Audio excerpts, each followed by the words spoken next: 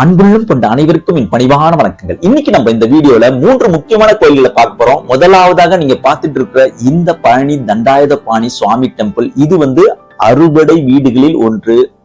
ரெண்டாவது பாத்தீங்கன்னா இடும்பன் டெம்பிள். இது நிறைய பேர் சொல்லியிருக்க மாட்டாங்க. ஆனா பழனி கோயிலுக்கு போறதுக்கு முன்னாடி இடும்பனை கும்பிட்டு தான் அங்க போகணும். சோ அவ்வளவு முக்கியமான இந்த கோயிலை பத்தியும் நம்ம இந்த வீடியோல பார்க்க போறோம்.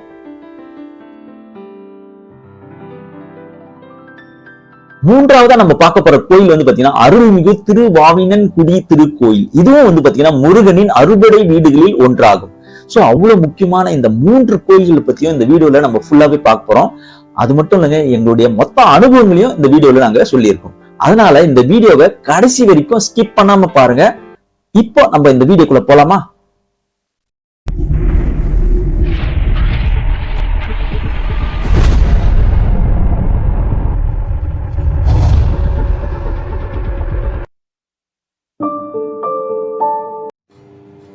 இது சென்னை ரயில்வே ஸ்டேஷன்.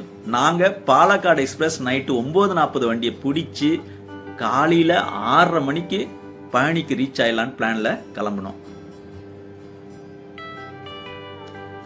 இது பழனி ரயில்வே ஸ்டேஷனு. கரெக்டா 6:30க்கெல்லாம் வந்துட்டாங்க.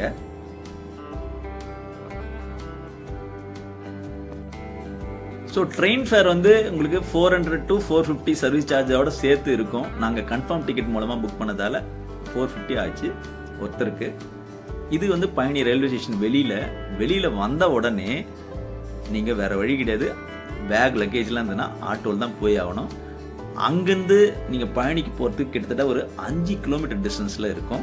ஸோ ஆட்டோ ஃபேர் பார்த்தீங்கன்னா ஒரு 150 ரூபாய் கேட்பாங்க. ஆனா நீங்க ரெஃப்ரெஷ் பண்ணணும் இல்லையா, குளிச்சுட்டு பாத்ரூம்லாம் போறதுக்கு ஒரு ரூம் எடுத்தே ஆகணும். ஸோ ஆட்டோக்காரரே உங்களுக்கு எல்லாத்தையும் கைட் பண்ணிடுவாரு. அவர் எங்களுக்கு ரூமுக்கு அழைச்சின்னு போனார். 2-3 இடத்துல கேட்டால் எல்லாமே ஃபுல்லுன்ட்டாங்க.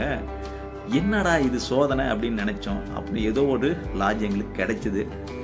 அது 12 ஹவர்ஸ்க்கு 1100 ரூபாய் சொன்னாங்க. 1200 இருந்தாங்க. அப்புறம் 100 ரூபாய் குறைச்சி 1100 ரூபாய்க்கு நாங்கள் பேசினோம். இந்த மாதிரி முக்கியமான கோயில்லாம் விசேஷமான நாட்களில் தான் ரஷ் இருக்குன்னு நினைச்சிடாதீங்க.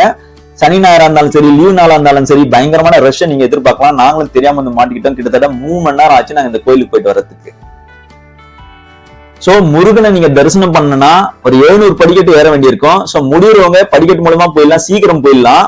அதுவே நீங்க முடியாதவங்க, வயசானவங்க, விஞ்ச் கார் இல்ல ரோப் கார் இருக்கு. ஆனா அதுக்கு ஒரு கியூ நிக்கும். அதுக்கு டைம் எக்ஸ்ட்ரா ஆகும். அது ஞாபகம் வச்சுங்க. 1 hour 2 hour எக்ஸ்ட்ராவே ஆகும். ஓகேங்களா? பாருங்க, போன் டெபாசிட் பண்ணணும் இல்லையா, அதுக்கு பாத்தீங்கன்னா கியூ எவ்வளவு பெரிய கியூ நிக்குது பாருங்க. அதுக்கு ஒரு 1/2 hour 3/4 மணி நேரம் ஆகும். பக்கத்திலேயே சப்பல் விடுறதுக்கு ஒரு இடம் இருக்கு. அங்க கொஞ்சம் டைம் ஈஸியா சீக்கிரம் முடிஞ்சிடும். சோ இதெல்லாம் முடிச்சுட்டு நீங்க கோயிலுக்குள்ள போய் அங்க மேல பாத்தீங்கன்னா பயங்கரமான கியூ நிக்கும். ஃப்ரீ தரிசனம் இருக்கு. 100 ரூபாய் டிக்கெட், 200 ரூபாய் டிக்கெட் எல்லாம் இருக்கு. 100 ரூபாய் டிக்கெட்டுக்கு எங்களுக்கு அங்க ஒரு 1.5 மணி நேரம் ஸ்பெண்ட் பண்ணோம் பாத்துங்க. போன் உள்ள அலோவ் பண்ணாதால நாங்க வீடியோ எதுவும் மேல போய் எடுக்கல. சோ நாங்க முருகன் கோயில தரிசனம் பண்ணி முடிக்கிறதுக்கு கிட்டத்தட்ட 3 மணி நேரம் செலவாச்சுங்க. காலையில 8:30 மணிக்கு நாங்க படிக்கட்டு ஏற ஆரம்பிச்சோம். ரிட்டர்ன் வரும்போது 11:30 மணி.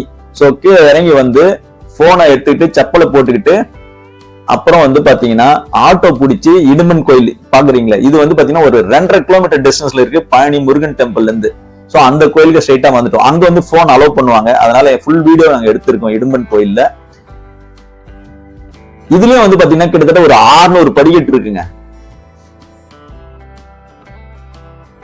அதை முடிச்சிட்டு இது ஏறதுனா கொஞ்சம் கஷ்டம் தான். அதனால நீங்க என்ன பண்ணுங்க, ஈவினிங் பிளான் பண்ணீங்க. நாங்க ஈவினிங் மதுரைக்கு போற பிளான்ல இருக்கிறதால நாங்க இந்த கோயிலை பார்த்துடலான்னு வந்துட்டோம். முக்கியமா நீங்க தெரிஞ்சுக்க வேண்டியது என்னன்னா, இந்த பழனி முருகனின் முழுமையான நீங்க அருள் பெற வேண்டும் என்றால் முதல்ல இந்த இடும்பனை தரிசித்து விட்டுதான் பழனி மலைக்கு சென்று முருகனை தரிசிக்க வேண்டும் என்பதுதான் ஐதீகம். இதுக்கு நீங்க வரலாறு படிச்சுன்னா உங்களுக்கு நல்லாவே புரியும். இந்த கோயில் இடும்பன் கோயிலும் இன்னும் கொஞ்ச நாள்ல ஃபேமஸ் ஆயிடும் பாருங்க. இப்பதான் எல்லாம் ரெனோவேஷன் ஒர்க் எல்லாம் நடந்துட்டு இருக்காங்க. இந்த இடும்பன் கோயிலுக்கு நீங்க ஏறி வரும்போது அப்படியே அந்த பக்கம் பாத்தீங்கன்னா பழனி மலை பிரம்மாண்டமா தெரியுங்க.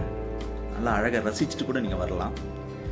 இப்போ நம்ம இந்த இடுமன் சாமியை கும்பிட்டுருங்க. மூன்றாவதா நம்ம பார்க்க போற கோயில் பாத்தீங்கன்னா அருள்மிகு திருவாவினன்குடி திருக்கோயிலுங்க. இந்த முருகன் கோயில் பாத்தீங்கன்னா முருகனின் அறுபடை வீடுகளில் 3ஆம் படை வீடாக திகழ்கின்றது. இது முக்கியமா தெரிஞ்சுக்க வேண்டியது.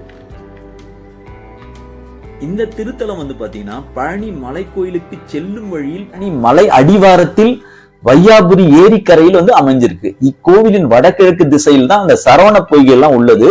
இத்தலத்தில் உள்ள பெருமானை வழிபட்ட பின்னரே மலை கோயிலுக்கு சென்று தண்டாயுதபாணி தெய்வத்தை வழிபடுவது மரபு. ஞாபகம் வச்சுங்க. சோ இது பக்கம்தான், பழனி கோயில் இருந்து ரொம்ப பக்கம்தான். இந்த கோயில் வந்து பாத்தீங்கன்னா குழந்தை வேலாயுத சுவாமி கோயில் என்றும் அழைக்கப்படுகிறது. சங்ககால புலவரான நக்கீரும் பிற்காலத்தவரான அருணகிரிநாதரும் திருவாவினன்குடி முருகனை குறித்து பாடல்கள்லாம் நிறைய பாடியிருக்காங்க. அகத்தியர் வந்து இங்கு தவம் புரிந்து முருகனிடம் தமிழ் இலக்கணம் பயின்றதாக புராணங்களே சொல்கிறது. இன்னொரு விஷயம் சொல்ல மாட்டேன், நம்ம இடுமன் கோயிலுக்கு போக முடியாதவங்க, ஏன்னா அங்க விஞ்ச் ரோப் எல்லாம் கிடையாது, ஏன்னா 600 படிக்கட்டு ஏறணும். சோ அது மாதிரி இருக்கிறவங்களுக்கு இங்க பழனி கோயிலுக்கு மேல ஏற இடத்துலயே படிக்கட்டு ஏற இடத்துல நடுவுல பாத்தீங்கன்னா இடுமன் கோயில் இருக்கு சின்னதா. சோ அதை தரிசனம் பண்ணிட்டு கூட நீங்க மேல போய் பழனி ஆண்டவரை தரிசனம் பண்ணிக்கலாம். ஓகேங்களா, நல்லா ஞாபகம் வச்சுங்க. சோ இவ்வளவு வரலாற்று சிறப்புமிக்க கோயில்களை நீங்க வாழ்க்கையில ஒரு முறையாவது தரிசனம் பண்ணிடுங்க, ரொம்ப நல்லதா இருக்கும். அவ்வளவுதாங்க இந்த வீடியோ. இந்த வீடியோ உங்களுக்கு பிடிச்சிருந்ததுன்னா லைக் பண்ணுங்க, சப்ஸ்கிரைப் பண்ணுங்க, உங்க ஃப்ரெண்ட்ஸ் ஃபேமிலிக்கு எல்லாம் ஷேர் பண்ணுங்க, கூட பெல் நோட்டிபிகேஷன் தட்டி விடுங்க. அப்பதான் அடுத்தடுத்த போற வீடியோ உங்களுக்கு வந்து சேரும். நன்றி, வணக்கம்.